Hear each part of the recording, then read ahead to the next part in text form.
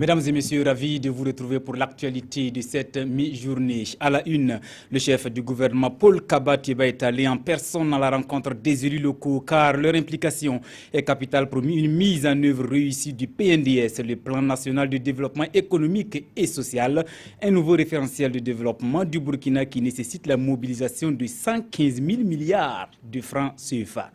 Et puis, la mosquée de Djoula Soba, désormais patrimoine culturel national, mérite d'être réaménagée pour enfin répondre aux normes internationales. 500 millions, c'est ce qu'il faut pour la réhabilitation du site. Résultat de l'étude commanditée par le département en charge de la culture et présentée hier au ministre Tahirou Bari. Un invité dans ce Midi Magazine, Bernard Zougouri. Il est le président du comité d'organisation des élections consulaires. Le scrutin est prévu pour le 13 novembre prochain, mais c'est déjà la pré-campagne avec des candidats mécontents parmi les prétendants au poste de la présidence de la Chambre de commerce et d'industrie du Burkina. On en parlera tout à l'heure. Monsieur Zougouri, merci de nous rejoindre et bienvenue au journal.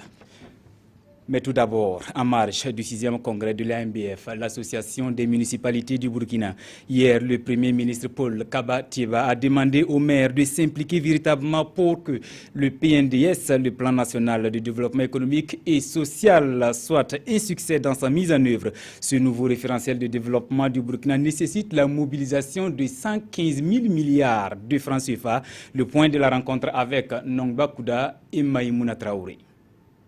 L'attention soutenue, ces élus locaux veulent connaître leur place et leur rôle dans la mise en œuvre du Plan national de développement économique et social. Pour éclairer leur lanterne, des représentants du ministère de l'économie et des finances leur présentent les grandes lignes du PNDS et le Premier ministre répond à leurs préoccupations.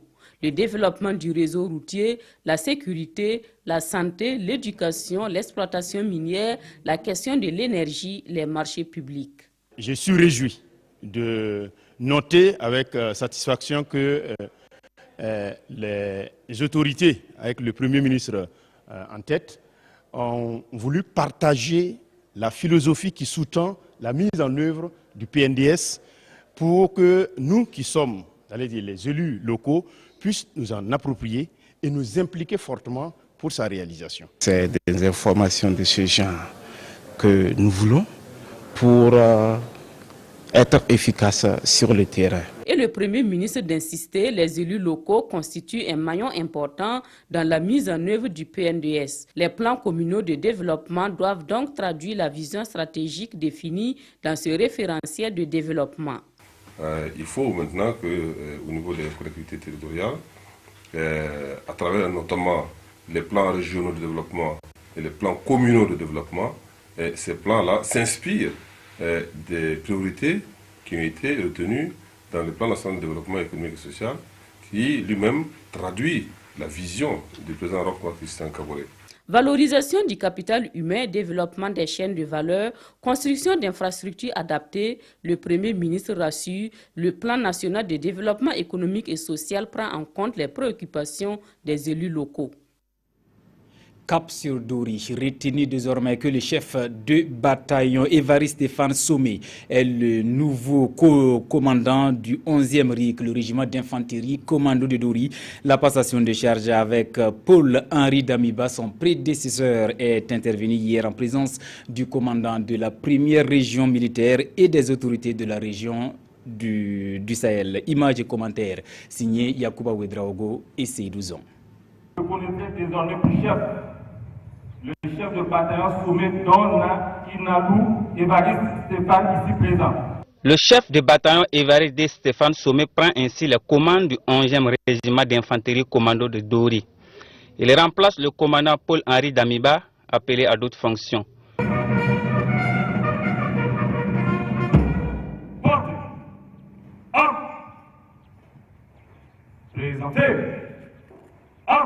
Le nouveau chef de corps du 11e RIC de Dori place son commandement sous le signe de renforcement des efforts consentis par ses prédécesseurs.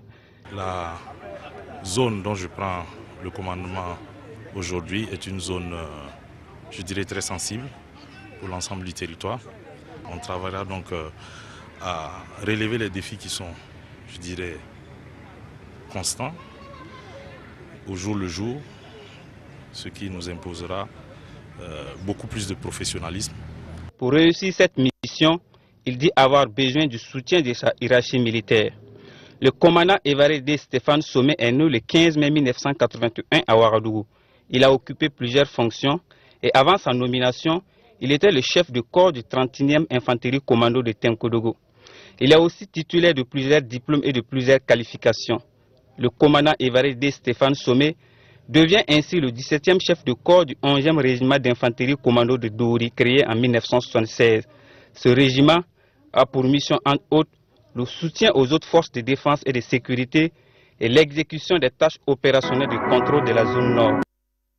Et puis, on vous apprend que depuis mars 2016, la mine de Yuga, dans la région du centre-est, jadis détenue par Endeavour Mining, est passée entre les mains du Turc MNG Gold et devient ainsi Burkina Mining Company. Et pour une bonne cohabitation avec les populations riveraines de la mine, le président du groupe est allé à leur rencontre les mains bien chargées. Mathias Drabo, Mohankun Dabiri. Des packs composés de vivres et de produits d'hygiène pour chacun des 500 ménages du village de Yuga et des kits scolaires pour les enfants de la même localité. Un geste qui traduit la nature de la collaboration que le président de Burkina Mining Company, repreneur de la mine d'or de Yuga, compte entretenir avec les populations riveraines. Depuis que la mine est là, ce genre de visite-là, on n'a jamais vu. Ils viennent, mais ils ne sont jamais venus ici. Ça, là même, ça montre déjà qu'en tout cas, il y aura une franche collaboration. La responsabilité sociale de l'entreprise, le nouveau patron y attache du prix. Et dans un point de presse, les responsables de la mine disent prévoir la construction de plusieurs infrastructures, dont un centre de formation socio-professionnelle, des retenues d'eau et des routes. On a commencé notre activité en mars. Ce n'est pas des mines pour une courte durée, mais plutôt pour une longue durée qui va continuer durant plusieurs. Et on sait très bien par rapport à nos autres mines que pour avoir une activité positive, il faut être en bon moment avec les voisins, les villages voisins. La mine d'or de Yuga, le groupe turc MNG dit l'avoir acheté à Endeavour Mining à environ 14 milliards de francs CFA. Le groupe dit être par ailleurs détenteur d'un titre d'exploitation minier dans le Naouri. Pour l'occasion, son président a tenu à rassurer la presse qu'aucun licenciement n'a été effectué par le groupe, contrairement à ce qui se dit dans la presse. Mieux, rassure-t-il, des recrutements sont en cours pour renforcer les effectifs pour les 3 prochaines années. Direction SIA, où la maison de l'entreprise a initié une séance de sensibilisation sur la finance islamique au profit des opérateurs économiques de Bobo-Dioulasso. L'objectif étant de leur donner toutes les informations relatives à cette nouvelle finance qui peut contribuer à booster le développement du pays. Betty Bienawan, Moumouni Baro. Les opérateurs économiques de la ville de Bobo-Dioulasso à la recherche d'informations sur la finance islamique.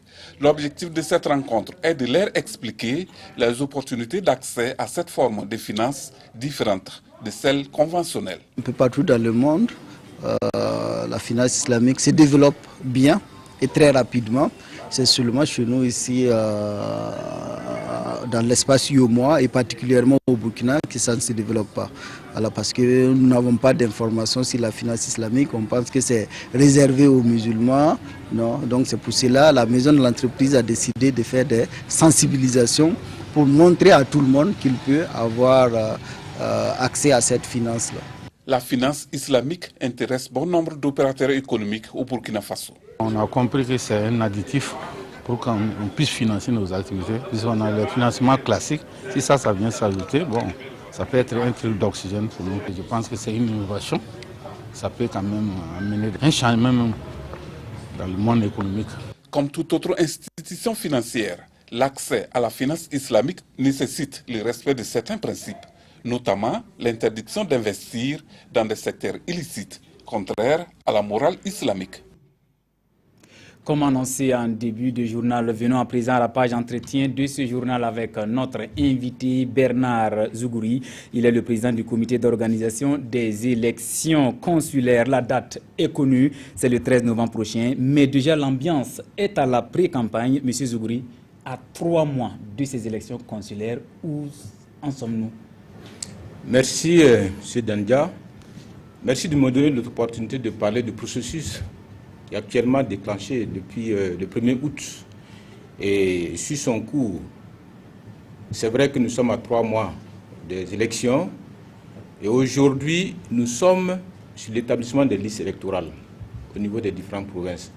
Donc, depuis le 10, cette étape a démarré avec des inscriptions sur les listes électorales dans toutes les provinces de Burkina Faso. C'est-à-dire qu'il y a de l'engouement autour de cela. Nos équipes sont actuellement en tournée pour superviser un peu l'évolution de ces activités. Et ce qui nous revient, ça nous rassure que véritablement, le secteur, le monde des affaires s'intéresse au processus. 152 sièges à pourvoir, des électeurs qui vont ensuite élire le président de la Chambre de commerce et d'industrie du Burkina. Dites-nous comment se fait cette répartition en fonction des catégories? Alors, la répartition des sièges au niveau de la Chambre de commerce, au niveau de l'Assemblée générale de la Chambre de commerce, tient à plusieurs objectifs. Dans un premier temps, nous avons la représentativité de l'ensemble des secteurs d'activité. Comme vous le savez, notre économie est aujourd'hui compte énormément de secteurs d'activité et il est temps pour nous que chaque secteur soit représenté au niveau de l'Assemblée générale de la Chambre de commerce. Ça, c'est le premier point. Le deuxième point, il y a l'espace territorial, le territoire national. Il faut que dans chaque région, dans chaque province, il y ait quand même un représentant de nos commerçants, pas de nos commerçants, du monde d'affaires, pour faire partie de l'Assemblée générale. Donc c'est pour dire que la nouvelle Assemblée qui sera instituée, qui sera mise en place, tiendra compte essentiellement des activités, des secteurs d'activité, qu'il faut obligatoirement les avoir, pouvoir les représenter, tous ces secteurs, et aussi que ça soit réparti sur le territoire national. Donc, d'emblée, je crois qu'au départ, nous avons attribué d'office un siège à chaque province. Donc, chaque province, ce n'était pas le cas avant, parce que l'ancienne Assemblée ne comptait que les 11 provinces. Aujourd'hui, il est grand temps pour nous d'associer l'ensemble des provinces et l'ensemble des acteurs. Du reste, ça a été une réclamation forte de nos acteurs. Lorsque la délégation a été mise en place, l'action spéciale qui a été mise en place, elle a parcouru l'ensemble des provinces et la préoccupation majeure qui est revenue, c'est que les provinces se sentent un peu délaissées. Donc il était temps pour nous de prendre en compte toutes ces préoccupations et de pouvoir avoir une assemblée consulaire représentative, non seulement au niveau des secteurs d'activité, mais également sur l'ensemble du territoire. 10 sièges pour Bobo, 8 à Ouaga, ça défait la chronique. Et c'est vrai, ça défait la chronique, mais sachez qu'il faut aller avec l'ensemble des acteurs. On ne peut pas, parce qu'il y a d'abord de nouveaux acteurs qui sont rentrés, notamment, nous allons parler des pharmacies, il faut prendre en compte les bureaux de consultation, les cabinets médicaux et autres, en tout cas qui évoluent dans le secteur privé, qui ont aussi droit à une représentation et normalement qui doivent pouvoir défendre devant l'Assemblée, au niveau de l'Assemblée, les intérêts de leur secteur. Alors, c'est vrai que ça paraît peu, mais c'est le souci surtout que l'ensemble des acteurs soient représentés qui a guidé bien sûr cette répartition. Et c'est tout à fait normal que s'il y a développement, il faut que le développement concerne l'ensemble de l'économie, toute l'économie, mais pas une portion de l'économie. Qui peut être électeur éligible et président de la Chambre du commerce et d'industrie du Burkina? Alors, qui peut être électeur? C'est peut-être là qui est d'abord le point principal, parce que c'est tout opérateur économique qui évolue bien sûr dans les domaines, puisque nous avons 3 domaines qui concernent bien sûr dans la Chambre de commerce à compétence. Il y a le commerce, il y a l'industrie et il y a aussi les services. Alors, tout opérateur dans ce domaine peut se présenter. Alors, il y a aussi les gérants des sociétés, les DG des sociétés, qui sont désignés, les mandataires, bien sûr, de ces sociétés.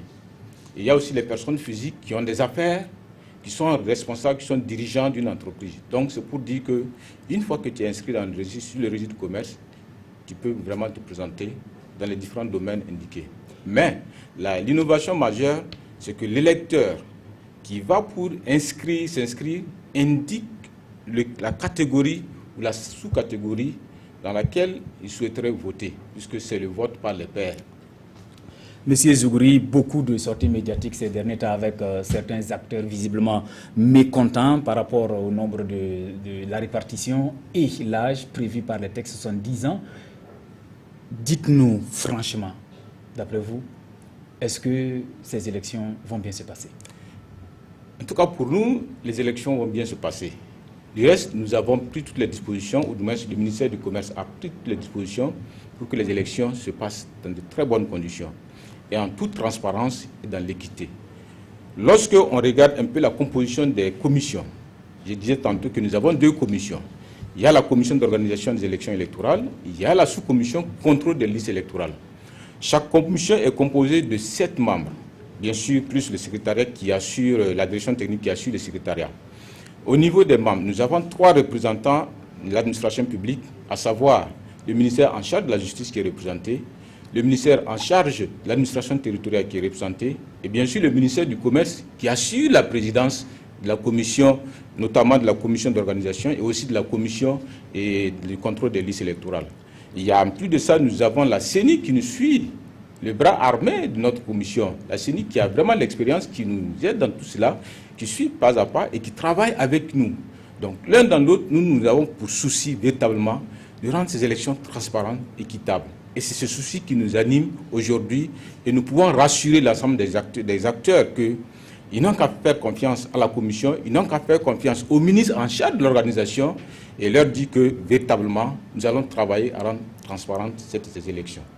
Avant de suivre ce journal, est-ce que relire les textes, c'est ce que certains veulent?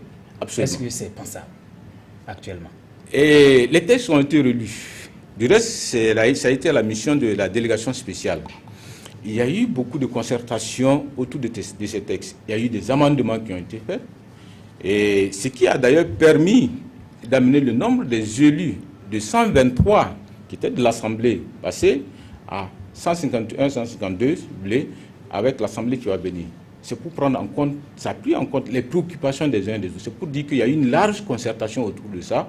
Et aujourd'hui, nous estimons que ces concertations ont déjà eu lieu et il est grand temps pour nous d'aller aux élections. C'est des œuvres humaines, certes, je le consens, mais il faut que nous allions et voir sur le terrain ce qui peut être corrigé. Mais pour l'instant, je crois qu'il n'est plus temps pour nous de perdre le temps sur des débats qui vont encore nous retarder. Du reste, nous sommes en retard. Ça fait plus d'une année que ces débats se poursuivent. Et il est grand temps pour nous qu'on se ressaisisse parce que notre économie prend le coup si véritablement on ne part pas aux élections. Merci, M. Bernard Zougouri, pour toutes ces précisions. Je rappelle que vous êtes le président du comité d'organisation des élections consulaires du 13 novembre prochain. Restez avec nous pour la suite de ce journal. Hier, les Ivoiriens du Burkina ont célébré en différé le 56e anniversaire de l'indépendance de la Côte d'Ivoire, ici à Ouagadougou. Une célébration placée sous le signe de la renaissance et de la redynamisation des relations entre Ivoiriens et Burkinabés. Reportage signé Draman Guinée.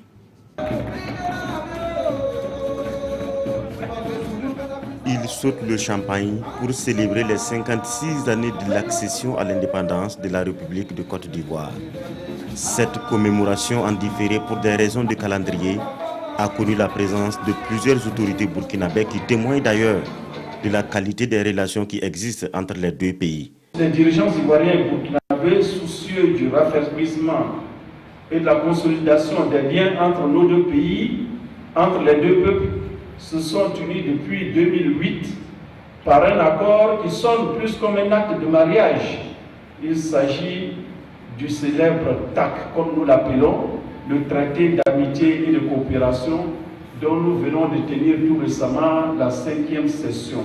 Nous avons signé beaucoup d'accords de coopération. Ça veut dire que la coopération entre la Côte d'Ivoire et le Burkina vont montrer actuellement. Et je crois que cette soirée scelle encore beaucoup plus. Nous avons été beaucoup de membres du gouvernement qui sont là, des autorités du Burkinabé, qui sont venus aux côtés de nos frères de Côte d'Ivoire pour que nous célébrions en tout cas cette amitié qui marque les bonnes relations qui existent vraiment entre nos deux pays. La renaissance et la redynamisation des relations entre la Côte d'Ivoire et le Burkina, c'est sous ce signe qu'est célébrée cette commémoration. Une occasion également pour ses invités de se familiariser avec le nouvel ambassadeur ivoirien au Burkina, Capélécien Soro. Du chitoumou encore à l'honneur à Bobo-Dioulasso. Ce sont les chenilles. Pour la 12e fois, la fête dédiée à ce vers se tient du 18 au 21 août sur la place des martyrs de Bobo-Dioulasso. Chitoumou et changement climatique est le thème retenu pour l'édition 2016. Idrissa Warga, Siriki Milogo. Des brochettes, des boulettes, des ragoûts, bref, c'est une diversité de mets à base de chenilles de karité qui sont exposées à cette 12e édition de la fête des chitoumou. Une fête initiée non seulement pour montrer au public les possibilités de transformation des chenilles, mais aussi pour écouler les productions. La particularité de la 12e édition, c'est la présence de l'INERA, l'Institut de recherche de Farakoba, qui est arrivé à maîtriser le cycle d'élevage des chenilles de karité. Vous savez que les chenilles ne sortent qu'à la saison des pluies. Donc si l'INERA est arrivé à maîtriser le cycle de reproduction, ça veut dire que n'importe qui pourra aujourd'hui élever les chenilles, ce qui va nous permettre aujourd'hui de disposer des chenilles frais, même si ce n'est pas la période de la pluie. L'édition 2016 de la fête des chenilles met en exergue la problématique du changement climatique. C'est donc sous le thème « Les chitoumou et changement climatique » que les acteurs ont placé cette fête qui, en 12 années d'existence, suscite de l'engouement. Le chitoumou, en plus de sa valeur culturelle et nutritionnelle, offre aujourd'hui d'énormes opportunités économiques pour les femmes de la localité. Et en ce sens que il permet à ces femmes-là d'augmenter, de diversifier leurs revenus. Et toute chose qui concourt à lutter contre la malnutrition et la pauvreté. Pour les éditions à venir, les organisateurs comptent donner une envergure nationale à cet événement culturel des Hauts-Bassins. Rendez-vous en 2017 pour la 13e édition.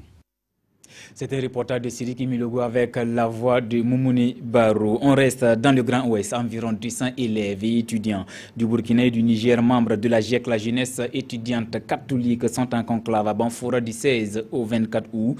Il s'agit des 40e assises nationales et du 55e conseil de la GIEC. Au menu, promotion du civisme au Burkina Faso. Le point avec Karim Ilboudo et Sanoua Christine Koulibaly.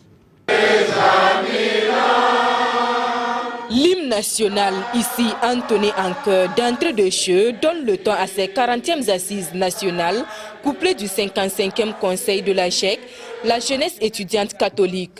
Une rencontre au cours de laquelle ces G6 vont auditionner les rapports d'activité, mais aussi s'interroger sur leur contribution dans la lutte contre l'incivisme au Burkina Faso. Nous voulons sensibiliser les jeunes sur notre responsabilité à prendre pour éradiquer cet incivisme qui, la plupart du temps, est occasionné par nous-mêmes. Il s'agira de formation, de panels et de séances d'ateliers qui se tiendront 3 jours durant avant de faire place au 55e Conseil national. Évoluant tous en milieu scolaire et académique qui tentent aujourd'hui à être les terreaux de l'incivisme, le patron les a invités à être des lumières afin d'impacter leur milieu. Ces dernières années, nous avons été inquiets par la montée de l'incivisme qui est due souvent au fait des jeunes. Alors nous espérons que par la formation qu'ils vont recevoir, par les conseils qu'ils vont mettre dans leur vie, ils pourront témoigner et amener à un changement. Parce que dans les désordres, nous ne pouvons pas nous développer. Environ 200 participants venus du Burkina et du Niger prennent part à ce rendez-vous de Banfoura.